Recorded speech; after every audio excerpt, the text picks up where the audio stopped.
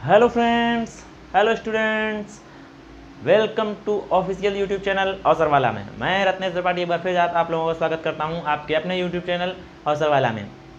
तो हमने पिछली क्लास में आपको यूनिट एंड मेजरमेंट का कंप्लीट कॉन्सेप्ट क्लियर किया। जितनी भी पिछली क्लासेस हुई हैं मैंने आप लोगों को बताया था कि 3 मेजर टॉपिक हैं जो बहुत ही ज़्यादा इम्पॉर्टेंट हैं, ठीक है। और एक तो है आपका डायमेंशन फार्मूला ज्ञात करना, दूसरा सार्थक अंक ज्ञात करना, ठीक है, और तीसरा हमारा टॉपिक है त्रुटि। ये 3 टॉपिक हैं, तीनों टॉपिक बहुत ही ज़्यादा इम्पॉर्टेंट हैं। और आज हम यूनिट एंड मेजरमेंट मात्रा के मापन के न्यूमेरिकल्स के टॉपिक को, न्यूमेरिकल्स प्रॉब्लम जो हैं उनको सॉल्व करेंगे। हर पैटर्न का न्यूमेरिकल क्वेश्चन करने की कोशिश करेंगे, खास स्पेशली जो हमारा एरर्स से रिलेटेड क्वेश्चंस हैं वो आपके एग्जाम में बहुत ज़्यादा आते हैं। हाँ, मतलब एक क्वेश्चन उससे मिलना ही मिलना है आप लोगों को। तो इस चैप्टर के उस न्यूमेरिकल को भी हम बहुत अच्छे से देखेंगे। और इस हिसाब से अगर हम एक चीज़ और देखें तो जो 80% न्यूमेरिकल का टॉपिक है इस चैप्टर में आपका, वो एरर्स ही, त्रुटि, एरर्स जो है त्रुटि ही वो आपका 80% टॉपिक न्यूमेरिकल में कवर कर लेता है, ठीक है। तो आज हम देखेंगे आपके न्यूमेरिकल्स। तो हम न्यूमेरिकल्स मैंने कुछ लिख रखे हैं, चलिए आज हम बात करते हैं न्यूमेरिकल्स की। तो पहला क्वेश्चन है हमारे पास, ठीक है। पहला क्वेश्चन है, क्वेश्चन दिया एक प्रयोग में सरल लोलक के आवर्तकाल लिखो। एक प्रयोग में सरल लोलक के आवर्तकाल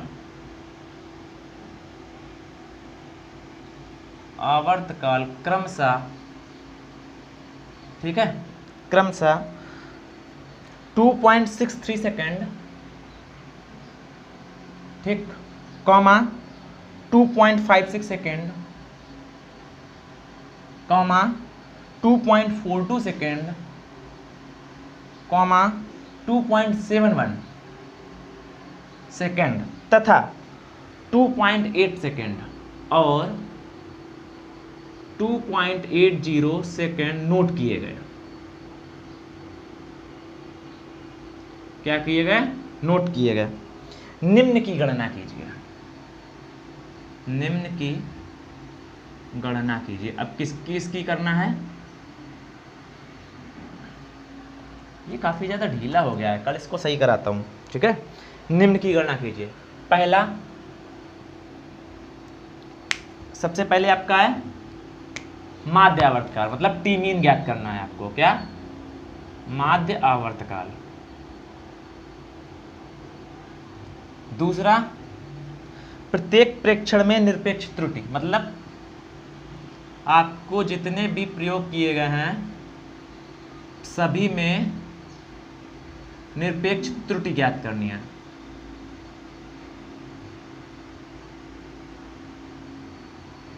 ठीक है। तीसरा, आपेक्षिक त्रुटि,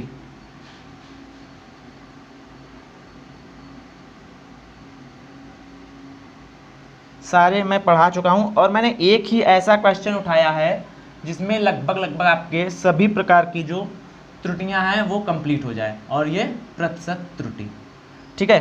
तो इसमें अगर हम देखो त्रुटि वाला टॉपिक देखें, एरर्स का टॉपिक देखें, तो हमारी सभी प्रकार की एरर्स कंप्लीटली आपको मिल जाएंगी, ठीक है। तो सबसे पहले हम क्या करेंगे इस न्यूमेरिकल में? सबसे पहले हम करेंगे जो हमें गिवन डाटा है। सबसे पहले लिखेंगे सॉल्यूशन और आगे लिखो गिवन डाटा। गिवन डाटा आपके पास क्या क्या है, थोड़ा थोड़ा दूर लिखना है, एक ही में मिक्स कर देना मेरी तरह। गिवन डाटा, तो सबसे पहले आपको T1 दिया है कितना? 2.63 सेकेंड। T2 दिया है 2.56 सेकेंड। T3 दिया है 2.42 सेकेंड। T4 दिया है 2.71 सेकेंड और T5 दिया है 2.80 सेकेंड। इतना आपको दिया हुआ है, ठीक है। सबसे पहले क्या करेंगे, सॉल्यूशन में लिख के जो हमारे पास गिवन डाटा है वो हम निकालेंगे। तो अब हमें क्या निकालना है? माध्य आवर्तकाल। क्या निकालना है? माध्य आवर्तकाल। तो माध्य आवर्तकाल मतलब क्या हो गया आपका? आपको निकालना है टी मीन, और हमने बड़ा सिंपल बताया इसका। क्या बताया था? हमने बताया था जितनी भी प्रेक्षण की राशियाँ आई हैं सबको जोड़ दो, जितने नंबर ऑफ हैं डिवाइड कर दो, तो आपका क्या हो जाएगा T1, T2, T3, T4, T5, total कितनी हो गई 5, डिवाइडेशन बाई 5। अब इनको सबको जोड़ दो, ठीक है, तो क्या हो जाएगा आपका 2.63 plus 2.56 plus 2.42 plus 2.71 plus 2.80 divided by कितना 5। जब इसको डिवाइड करो ऐड करोगे तो ऐड करने पे कितना आएगा 1 3 6 9 12, ठीक है।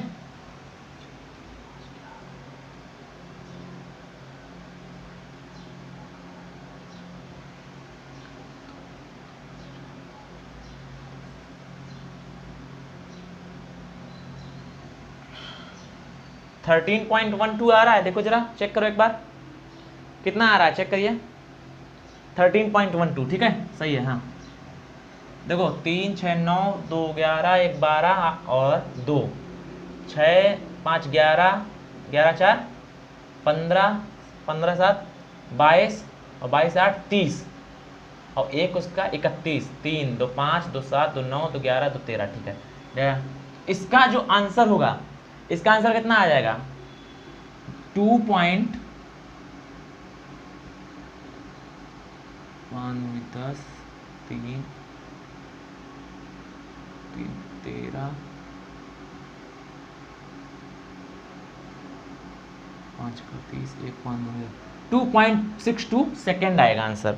मतलब हमारा जो टी मीन आया, क्या टी मीन, अगर हम माध्य आवर्तकाल की बात करें, मतलब जो है हमारा टी मीन वो कितना आ रहा है 2.62 सेकेंड। पहला आपका जो टॉपिक है उसका आंसर क्या हो गया हमारा ये। अब दूसरा आपसे क्या पूछा है, दूसरा आपसे बोला प्रत्येक प्रेक्षण में निरपेक्ष त्रुटि।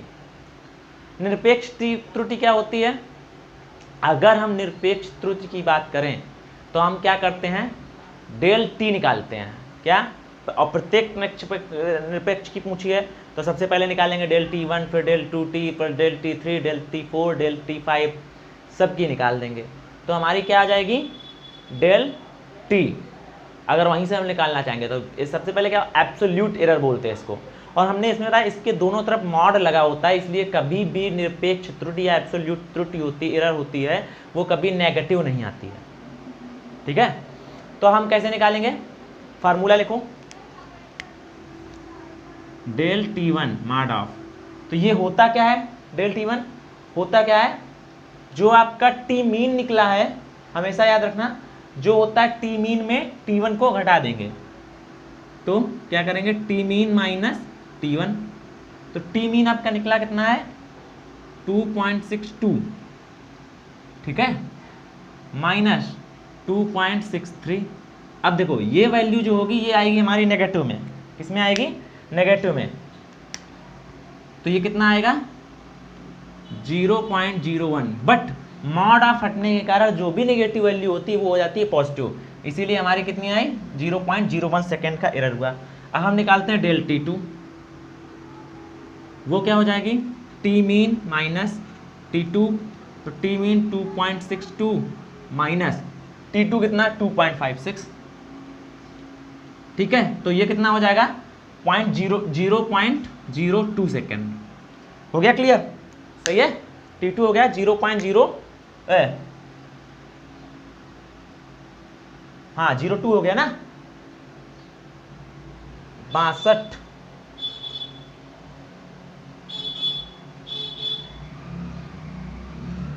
देखो सही तो है यार, कहाँ 20 आ रहा, 56 है ना यहाँ पे, 60 व्हाट अ जोक,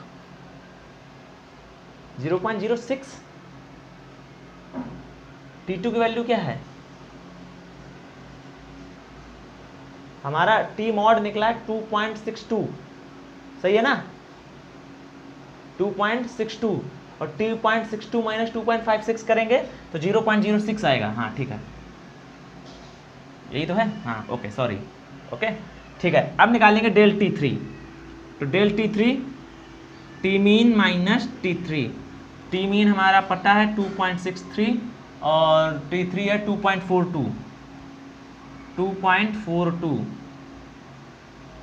ठीक है। 2.42 मतलब कितना आएगा 0.2162 है यहाँ पे 0.20 सेकेंड। अब हम निकाल लेंगे डेल T4। डेल T4 हो जाएगा टी मीन माइनस T4, तो 2.62 माइनस 2.71 कितना हो जाएगा 0.09। अब ये देखो माइनस में आएगा, लेकिन क्या हुआ मॉड ऑफ, हमने बोला वैल्यू कभी इसकी नेगेटिव नहीं आती है, इसीलिए ये हमारा मॉड ऑफ में हट के पॉजिटिव हो गया। अब निकाल लेंगे डेल T5, वो क्या हो जाएगी T mean minus T5 is equal to 2.62 minus 2.80 is equal to कितना हो गया 0.22।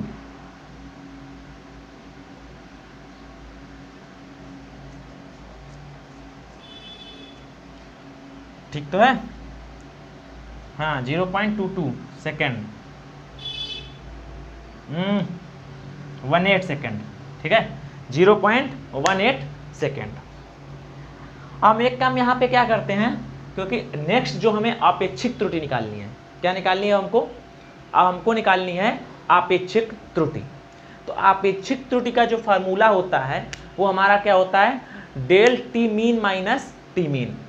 देखो अब हमको जो थर्ड पार्ट निकालना है इसका आपेक्षिक त्रुटि, क्या आपेक्षिक त्रुटि, इसका फार्मूला था डेल टी मीन, ठीक है del T mean minus T mean. अब डेल टी मीन जब हम यहाँ से निकालेंगे तभी हमें डेल टी मीन की वैल्यू मिलेगी। तो डेल टी मीन हम यहाँ निकाले दे रहे हैं साइड में, ठीक है, पूछा तो है नहीं खैर उसने।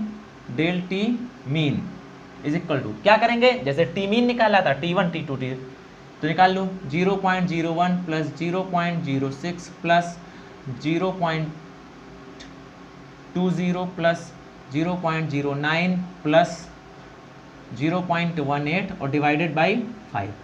तो डेल टी मीन जो है वो कितना हो जाएगा, इनको सबको ऐड करो कितना हो रहा है 6 1 7 9 16 और 16 और 10 26 और 10 36 और 36 10 46 और 46 और 8 कितना हुआ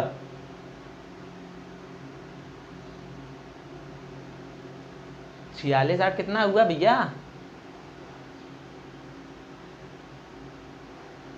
0.11 ऐसे ही आएगा क्या कुछ, देखो अच्छा 8 9 17 और 6 23 1 24 कैसे आ रहा है यार 0.1 0.0 सही तो है 0.1 ठीक है 0.06 ओके 0.20 0.09 0.18। अब अगर हम बात करें इसको ऐड करो चलो यार एक तो तिरछा में 8 9 17 और 6 23 1 24 और इधर से फिर आ जाओ तो 2 1 3 और 2 5 0.54 और डिवाइडेड बाई 5 तो 0.54 ठीक है और डिवाइडेड बाई कितना कहाँ गया, अरे हमें यहाँ पे टी मी 5 तो 0.11 के आसपास कुछ वैल्यू आ रही है, ठीक है 0.11 ओके। तो अब हमको यहाँ से हम लिखे दे रहे हैं डेल टी मीन जो है वो कितना आ रहा है 0.11 सेकेंड, ठीक। तो अब डेल टी मीन की वैल्यू यहाँ पे रखेंगे जब हम तो 0.11 माइनस और टी मीन कितना निकला है 2.62। एक मिनट रुकना, आपेक्षिक त्रुटि इज इक्वल टू क्या होता है T mean del T mean minus T mean.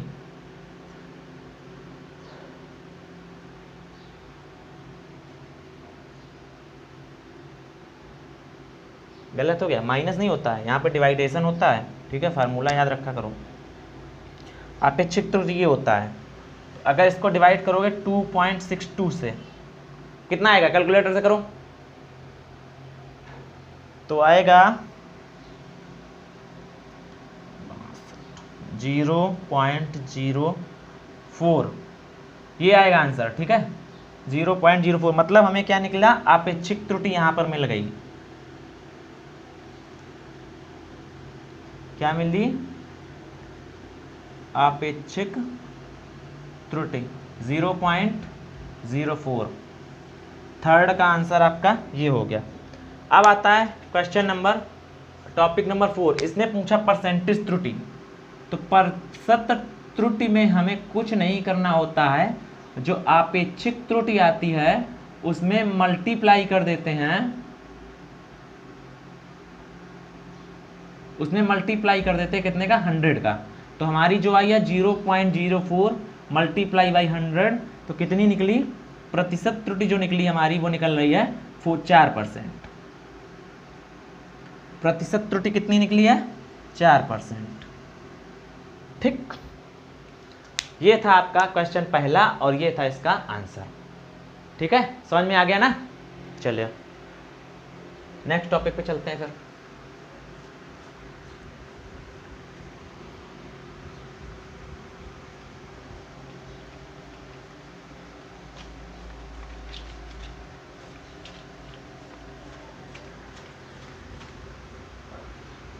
ध्यान से समझना, आपके लिए काफ़ी ज़्यादा इम्पॉर्टेंट है ये न्यूमेरिकल। ये ऐसे न्यूमेरिकल हैं जो आपको आपकी बोर्ड एग्जाम में तो टच करेंगे ही, साथ ही साथ जो कॉम्पिटिटिव एग्जाम में आप बैठेंगे वहाँ भी आपको बहुत ज़्यादा तरीके से टच करेंगे। ठीक है, तो दूसरे क्वेश्चन की हम बात करते हैं, किसी वस्तु के द्रव्यमान और वेग के मापन में प्रतिशत त्रुटियाँ। चलिए दूसरा क्वेश्चन हमारा है, किसी वस्तु के द्रव्यमान और वेग मापन में प्रतिशत त्रुटियां क्रमशः 1% व 2% हैं। ठीक है, तो वस्तु की गतिज ऊर्जा में प्रतिशत त्रुटि कितनी होगी, तो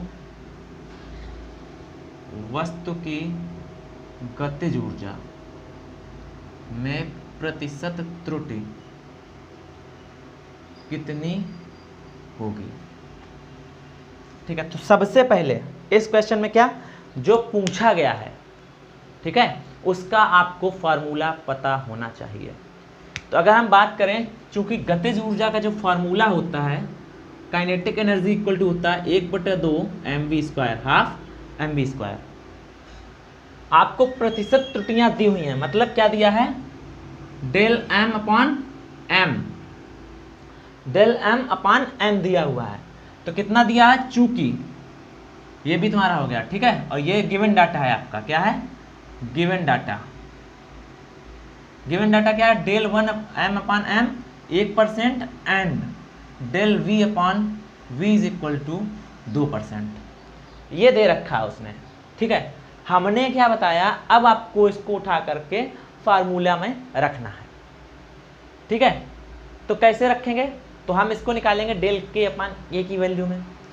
ठीक है, और क्या करते हैं, a plus B, del A upon A del B upon B. ठीक है, तो del A upon A del B upon B और के की वैल्यू निकालने। तो हमें क्या निकालना है, डेल के अपॉन के निकालना है। तो वो क्या हो जाएगा, del m upon m plus del v upon v।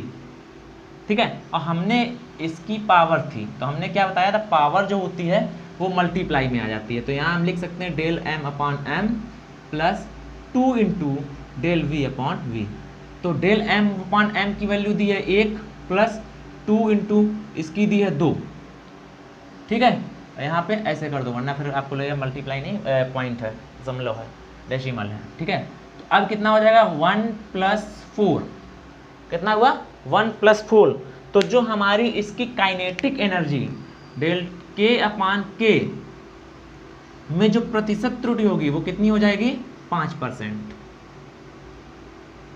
एक सिंपल सा क्वेश्चन है, देखने में सिंपल लगेगा, लेकिन अगर वहाँ आपको फार्मूला नहीं पता होगा तो आप सॉल्व नहीं कर पाएंगे। ठीक है, इसी के आगे बात करते हैं हम नेक्स्ट क्वेश्चन की। तो नेक्स्ट क्वेश्चन हमारा क्या है, समीकरण पर विचार कीजिए। बहुत बेहतरीन टॉपिक उठाया है, निम्न समीकरण पर विचार कीजिए। अब समीकरण आपका क्या है, ठीक है, समीकरण आपका दिया है half mv² is equal to mgh, half mv² equal to mgh। और इसमें पूछा क्या है, इसमें हम आगे लिख नहीं रहे, आपसे जांच कीजिए कि यह समीकरण विमीय दृष्टि से सही है। मतलब आपको डायमेंशन की सहायता से ये ज्ञात करना है कि ये फार्मूला सही है। तो हम लोग करते हैं, मतलब यहाँ क्या बोला है, यहाँ पर बोला है गतिज ऊर्जा इज इक्वल टू स्थितिज ऊर्जा, kinetic energy is equal to potential energy. तो सबसे पहले हम क्या करते हैं, सबसे पहले डायमेंशन आप मतलब लेफ्ट हैंड साइड की डायमेंशन लिख लेते हैं, फिर उसके बाद राइट हैंड साइड की डायमेंशन कर लेते हैं। अगर दोनों की डायमेंशन इक्वल आ रही हैं तो क्या हो जाएगा, हमारी आपका जो समीकरण है वो सही है। तो सबसे पहले हम क्या करेंगे, लिख लूँ LHS की विमा, लेफ्ट हैंड साइड की विमा। तो देखो 1/2 ये आपका कांस्टेंट है, और कांस्टेंट की कोई विमा नहीं होती। तो m की विमा मतलब m l की पावर 0 t की पावर 0। अब अगर हम v की बात करें तो यहाँ v है वेग, v क्या है आपका वेग। तो हमने v की विमा क्या बताई थी, m l t-1 और पावर 2 हो गया। अब देख लो, अगर आप इसको सॉल्व करना चाहो तो क्या आ जाएगा, m की पावर 0 m की पावर 1 तो हो जाएगा m की पावर 1, l की पावर 0 यहाँ से स्क्वायर अंदर आएगा तो कितना हो जाएगा 2, तो l की पावर हो गया 2 और इंटू t की पावर -1, 2 मल्टीप्लाई होगा तो 2 की पावर -2। तो जो लेफ्ट हैंड साइड की विमा आई है वो आई है ये है हमारा इक्वेशन नंबर फर्स्ट। अब हम लिख सकते हैं राइट हैंड साइड की विमा, RHS की विमा, राइट हैंड साइड की विमा। ठीक है, तो राइट हैंड साइड की जो विमा है, सबसे पहले हम देखें m, ठीक है, m की विमा तो m l की पावर 0 t की पावर 0। अब हम बात करें गुरुत्वीय त्वरण की विमा। तो गुरुत्वीय त्वरण की विमा कोई हमें बता सकता है, किसी को याद है? हमने आप लोगों से बोला था कि विमा सारी याद करके रखिएगा, l t की पावर -2 होता है त्वरण की विमा, कोई भी त्वरण हो, याद करे बिना आप कुछ नहीं कर सकते हैं, m0 l t-2। ठीक है, ऐसे याद नहीं रखोगे तो नहीं चलेगा काम ना। फिर बताओ, फिर मेरे पढ़ाने से क्या प्रॉफिट है यार, अगर तुम ही लोग नहीं वो चीज़ कंप्लीट करोगे। मैंने बोला था तुमसे कि आपके न्यूमेरिकल्स की क्लास है, आप लोग ऑलरेडी उस पर रेडी होकर के आइएगा। ये चीज़ें आपको पढ़ के आनी चाहिए। मैंने आपको लगभग 25 या 30 विमा आपको लिखा रखी हैं। फिर अगर ऐसा होगा तो कैसे चलेगा? ठीक है, चलो देखो आगे। एच क्या होगा हमारा, मीटर में आएगा, लेंथ है, ठीक है। तो L m0 L0 L t0। तो यहाँ से जो हम इसकी विमा निकालेंगे तो क्या निकलेगा, m100, m हो गया हमारे पास 1, L0 L1 L1 और ये हो गया L2 L दी पावर 2 और t-2। तो यहाँ से अगर आप देखें तो right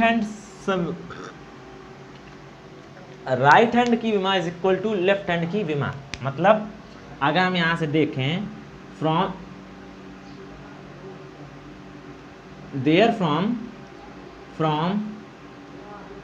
equation first and second, तो फर्स्ट और सेकेंड से हमें क्या देखने को मिल रहा है, RHS की विमा इज इक्वल टू LHS की विमा।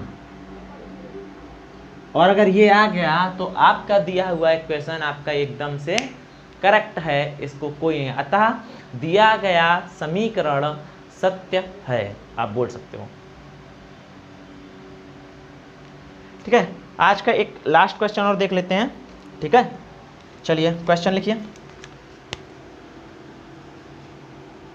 क्वेश्चन नोट करिए, लिखिए। पानी का घनत्व, बहुत छोटा सा क्वेश्चन है लेकिन काम बहुत करेगा।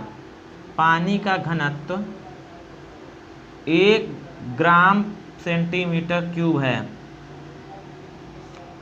ठीक है, इसका मान SI में ज्ञात करिए, SI यूनिट में ज्ञात करिए। ठीक, समझने वाली बात यह है कि क्या बोला है और क्या करना है। तो सबसे पहले इस प्रकार के क्वेश्चन में हमें यह देखना है कि किस भौतिक राशि के बारे में बात कर रहा है। ठीक है, तो यहाँ अगर हम बात करें तो घनत्व की बात कर रहा है। किसकी? घनत्व, डेंसिटी की। किसकी बात कर रहा है? घनत्व की। बात किसकी कर रहा है? घनत्व की।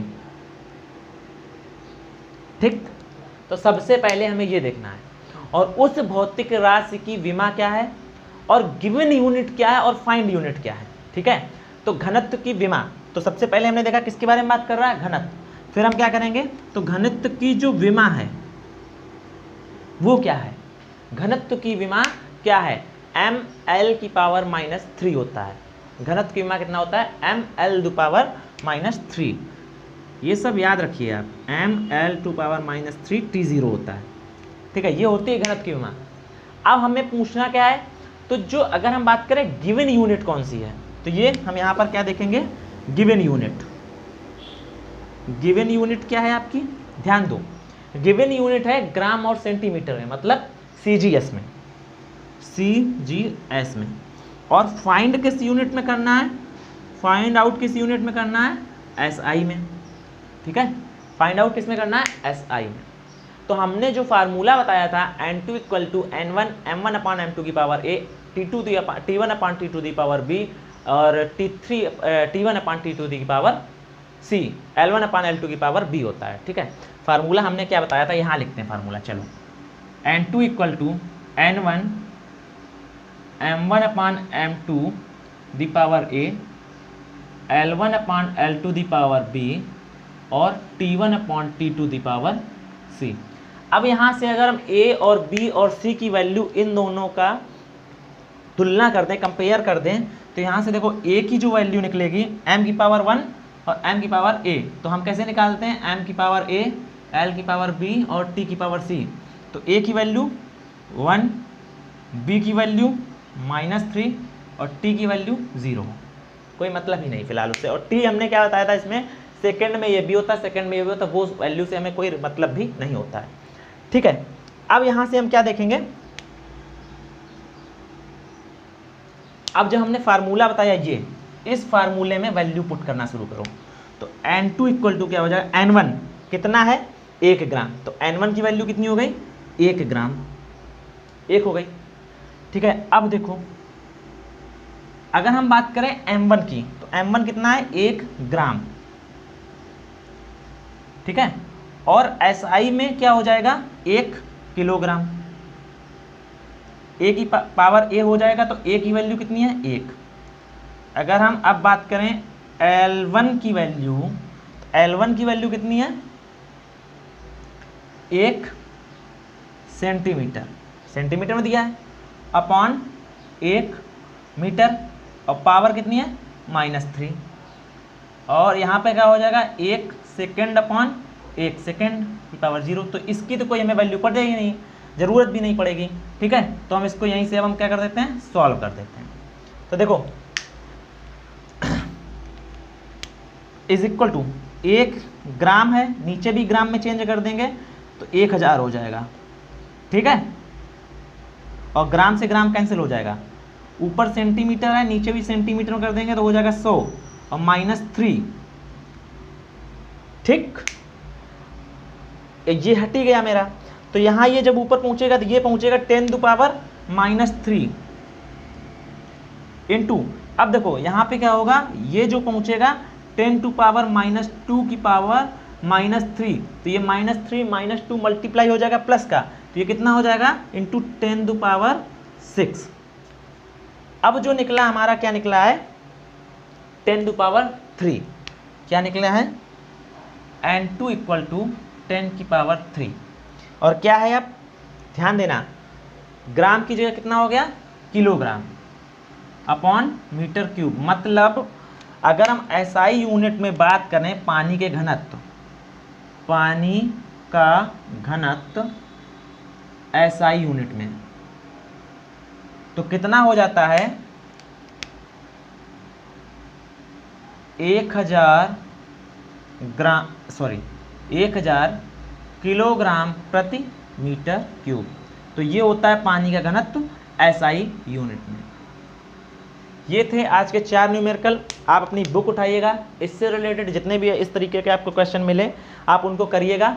जो क्वेश्चन करने में आपको इस प्रकार की परेशानी हो मुझे कमेंट डालिएगा, मैं आपको उन क्वेश्चन का आंसर दूंगा। ठीक है, तो मिलते हैं नेक्स्ट क्लास में आगे के न्यूमेरिकल्स के साथ।